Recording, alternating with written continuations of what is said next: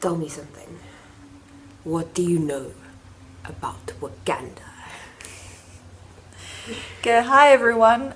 Today I've got Tracy joining me, and we're going to be talking about Black Panther because the film releases this Friday, and we were fortunate enough to attend a press screening. So, just as a forewarning, there will be no spoilers in this review. And we also aren't really intending, because it's not our place as two white girls, to delve deep into the issue of race and representation in the movie. So yeah, how about let's start with Tracy. You can give us a synopsis, a little brief rundown about what Black Panther is actually about. So Black Panther takes place straight after the events of Captain America Civil War. The Prince of Wakanda, Prince T'Challa, played by Chadwick Boseman, returns home to claim the throne and take over running Wakanda. He's thrust into the limelight of running his country, and he's trying to follow in his father T'Chaka's footsteps. As the film goes on, T'Challa's trying to balance being a leader of his nation alongside being confronted with some ideologies that are very different from his own. And Killmonger is the main antagonist. He's presenting those different ideologies. Killmonger is played by Michael B. Jordan, and he has his own ideas about how Wakanda should be run. Okay, and so I think the best way to start is with a general what was our overall impression of Black Panther. I walked out of the cinema with my jaw hanging on the floor. It was incredible, absolutely unbelievably hard-hitting and incredible. It's a very important movie. Yeah, I think it's very much this year's version of what Wonder Woman was last year for a lot of women. Now you're getting the black experience, given a superhero treatment, which is like a proper superhero treatment for the first time, and that is like hugely important and a very big step, especially in terms of representation. For me also, what I really enjoyed about it, this is the 18th Marvel Cinematic Universe movie, which was a bit crazy. So you'd think by now the formula would be getting stale, and in some cases I think it has to a certain degree, but Black Panther is something completely different. And it's not just because it's the first like African superhero, it's the fact that I think even just the basic format is mixed up. T'Challa isn't someone who's finding his powers or his purpose. It's like he's been training his whole life. He knows this, he knows what he's going to do, which makes him a very different kind of hero.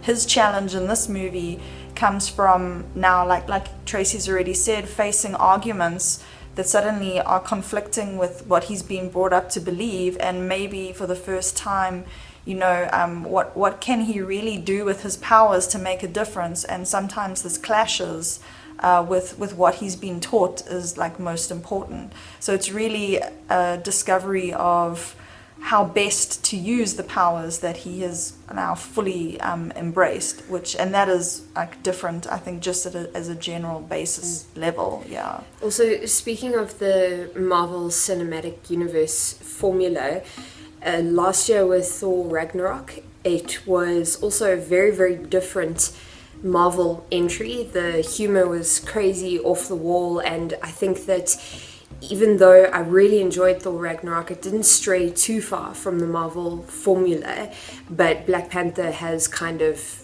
shattered all of that. It's a very different entry.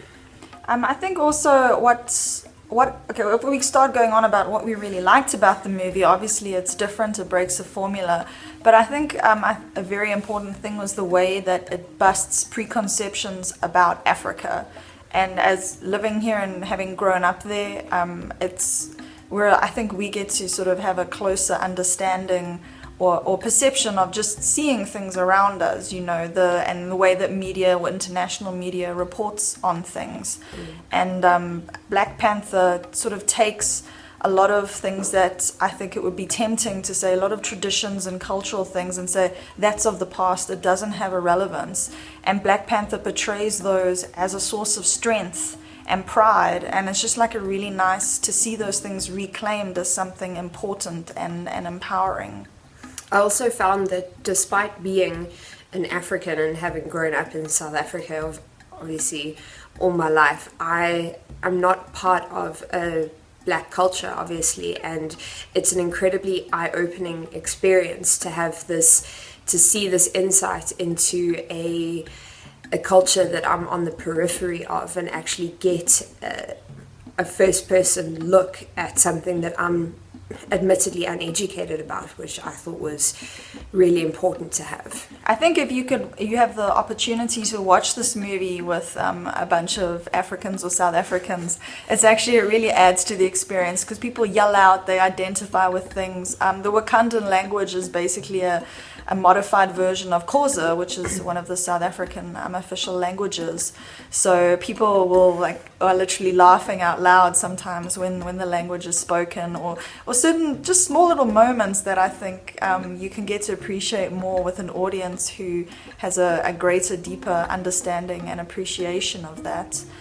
Something that I also really, really loved about the movie is the way that it sort of becomes a smorgasbord of African cultures, the idea that the Wakandans have drawn strength from all these different sources. So you have things that, as someone who lives in Southern Africa, you can identify things like the blankets that are worn by the one sort of tribe, and that is, it's very reminiscent of Lesotho, for example. The blankets is a very important cultural symbol there. Things like, I think you can see sort of huts that are more like a traditional Zulu kind of hut is incorporated into the architecture. Things like the famous Mali clay mosque, that kind of architecture also features in this. There's all kinds of visual references, like the Maasai come through very strongly in the appearance of the Dora Milaje. Thank you, I always get that wrong. Yeah, the Dora Milaje, their uniforms look very much like Maasai warriors. Their armor is obviously armor, but there's so many different elements drawn in of different cultures. I also think that what I also really, really liked about the movie is that for a comic book movie, and a comic book movie that has the word black in its title, there's a lot of grey in the movie, like morally, in terms of all the characters, the heroes and the villains. It's not a clear separation. You might have a villain, for example, who has a motivation that actually is, it's quite good and it's quite beneficial to humanity. Or you might have a character who's always been put on a pedestal their entire life, and they're actually a lot more, they're not exactly the heroes that you think they are. So I really appreciated how the film is constantly swinging you in your loyalties as an audience, and very unexpected for a superhero movie to do that. So I really enjoyed that aspect a lot. Yeah, basically the hero and the villain almost have the same ideals, and they're just going about it in very different ways, and you find yourself sympathizing a lot with the characters you wouldn't have thought you'd sympathize with. And I think what's really, really enjoyable at the movie is the number of awesome female characters. Yeah, that's one of the most important things, I think, for me, especially coming off of the high of last year's Wonder Woman and how incredible that was, to see there's so many important female characters that aren't sidelined. They're not viewed as anything less important. If anything, they're more important. So for example, the Dora Milaje, they are all women who are the guards of the royal family in Wakanda, and they're led by a character, Okoye, who is played by Denai Guerrero from The Walking Dead, and she's possibly my hero now. She was absolutely amazing how she played the general, the leader of the Dora Milaje. Yeah, she was just a wonderful portrayal of a character who has a very strong sense of duty, but at the same time her sort of personal moral code comes into conflict with that at a certain point. But they were just wonderful characters, like in their own right, and I really appreciated how T'Challa acknowledges that he doesn't sort of see them as secondary. They are hugely important. Everyone is sort of, when it comes to decision making, it becomes sort of a group or community effort and like a group consultation, and I think that was quite a cool thing to see. I think the scene stealer of the entire movie, though, for me anyway, was Shuri. That's T'Challa's youngest sister. She's played by Letitia Wright, and she basically, to my understanding, within the Marvel universe, is pretty much beyond even Tony Stark and Bruce Banner for intellect. She's possibly the smartest person in the entire Marvel universe, and she's a 16, 17-year-old teenage girl from Wakanda, and she also plays like a teenage girl. She has these snarky comments and she acts her age, but at the same time she's still royalty. But a lot of the humor comes in from many of the things that she has to say and her offhand observations about the universe. Yeah, Shuri sort of brings some truths that are quite audacious that I think I wasn't expecting to see in a Marvel movie, but I'm not going to spoil them for you. I think you'll recognize those moments, and I hope laugh out loud with some of the comments that she makes.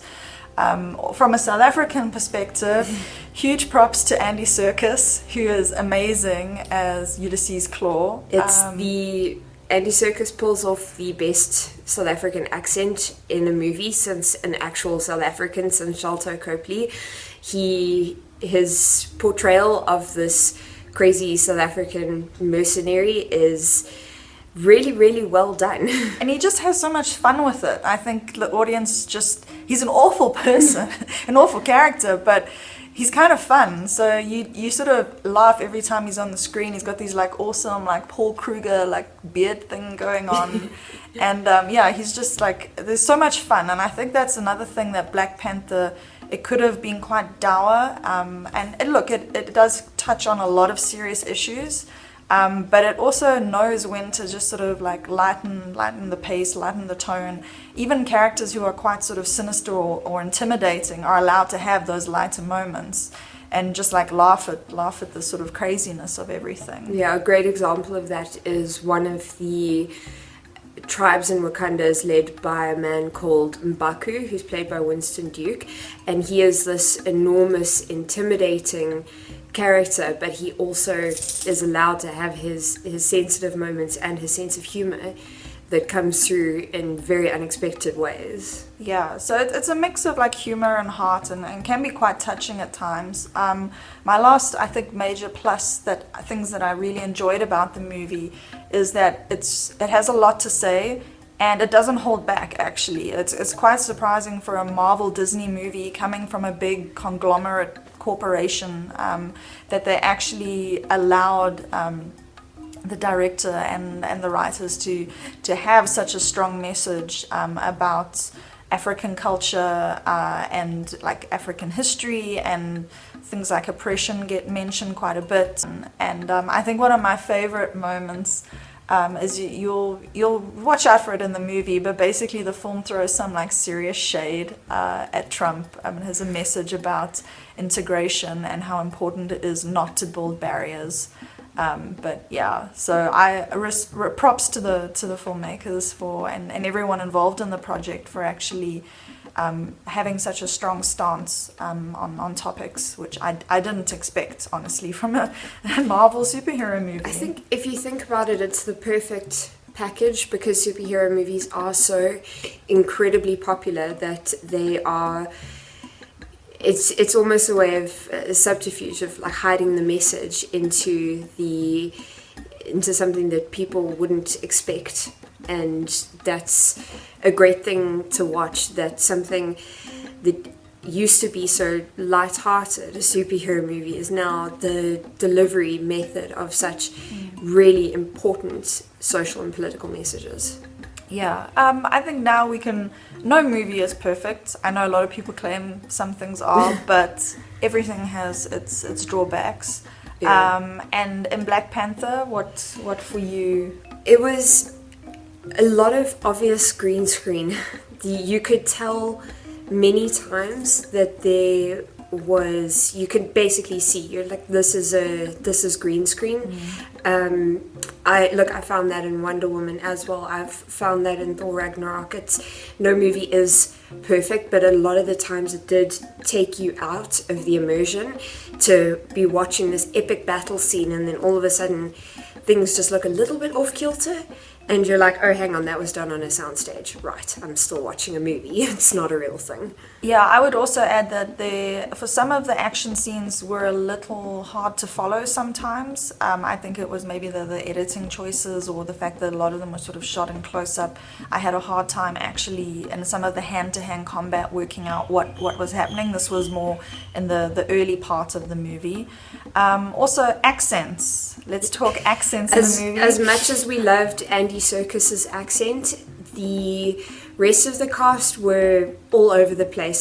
Some did really, really well with their accents. I think that Chadwick Boseman was incredibly. He did a really, really good accent. Obviously, John Carney, that is his accent. So, and I that's think why he guided it the whole thing. Yeah, he very much guided the whole thing. But some of the actors did struggle to maintain a consistent accent. I think the worst for me, actually, and weirdly enough, was Forrest Whitaker. I mean, he already played Idi Amin in Last King of Scotland, so you'd think that he would at least have a basis understanding, but his accent sort of went all over the place quite a bit, yeah, unfortunately. His was a very standout.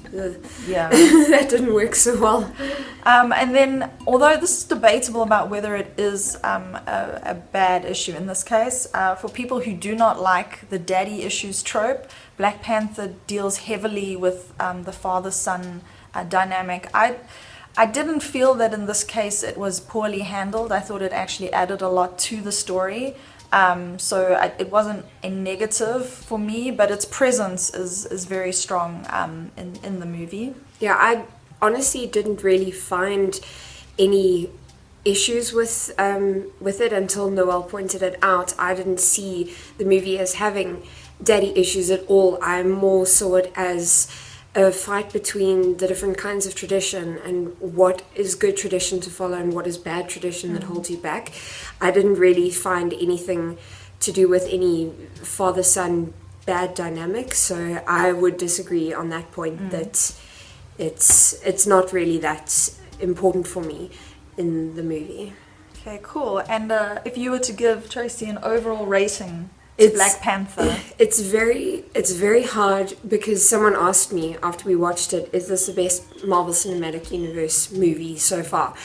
And it's difficult to say, because it is, but for different reasons. It's not my favorite, but I will still have to give it a 9 out of 10 for just how impactful and insightful it was for a comic book movie, as well as balancing the issues with the heart and the humor. Yeah, I'm personally sort of vacillating between an 8.5 and a 9 myself. It sort of depends how critical I am being of the flaws of the movie, which are definitely there.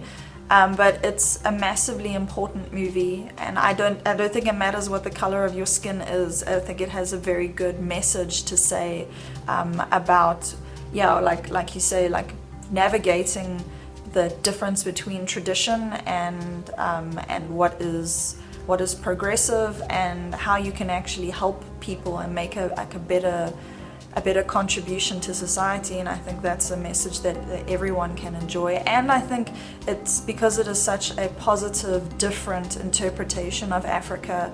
I think it's massively important for that reason that people should go in and see it and realize that Africa isn't just poverty and dust and lions roaming the streets. Yeah, it's not that cliche. There is a rich, beautiful culture and a beauty to the landscape that's incomparable, and you don't get anywhere else. So it's a beautiful showcase, despite being fiction and fantasy, of the continent. But I think we can leave it at there. Once you've seen the movie, we'd love to see your comments below, or you can message us on social media what you thought as well would be like really cool. But thank you for listening to our very, very long ramblings and discussion. And have a great time, and we'll hope to see you around here soon.